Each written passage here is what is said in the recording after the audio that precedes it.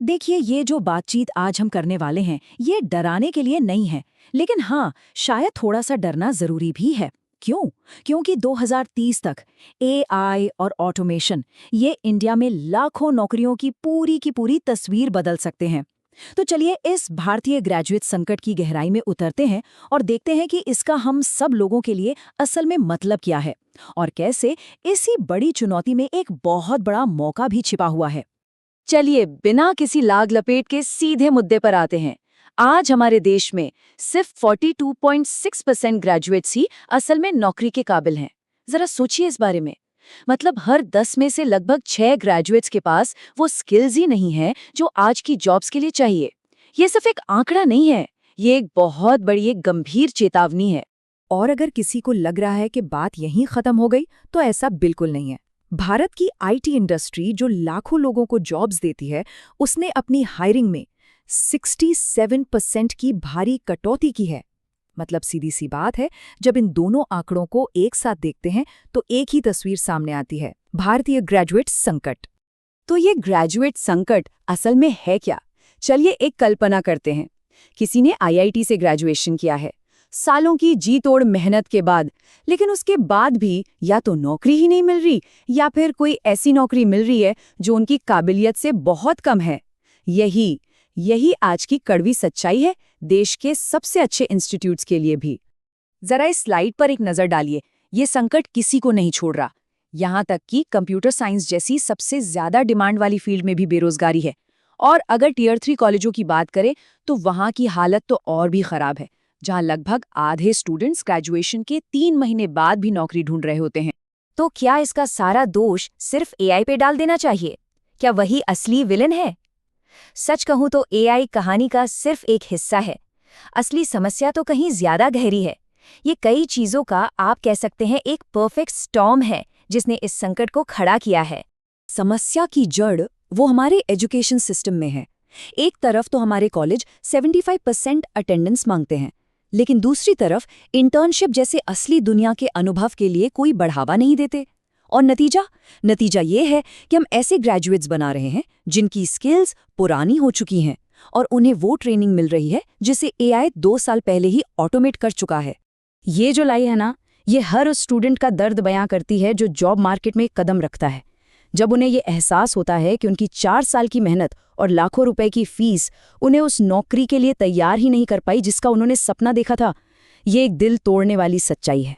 और फिर सीन में एंट्री होती है एआई की। एक ऐसा एम्प्लॉई जो कभी थकता नहीं, कभी बीमार नहीं पड़ता और जिसकी महीने की कॉस्ट एक फ्रेशर की सैलरी के एक छोटे से हिस्से के बराबर है। अब बताइए, जब मुकाबला ऐसे सुपर एम्प्लॉय से हो तो कोई कैसे जीत सकता है? ये सब सुनकर ऐसा लग सकता है कि बस खेल खत्म हो गया है, कि भविष्य में तो सिर्फ अंधेरा है। लेकिन क्या यही पूरी सच्चाई है या कहानी में अभी एक जबरदस्त ट्विस्ट बाकी है? और यहीं से असली कहानी शुरू होती है।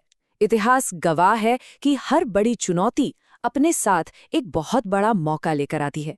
और एआई का ये जो खतरा लग रहा है ना, वो असल में इस पीढ़ी का सबसे बड़ा गोल्ड रश है।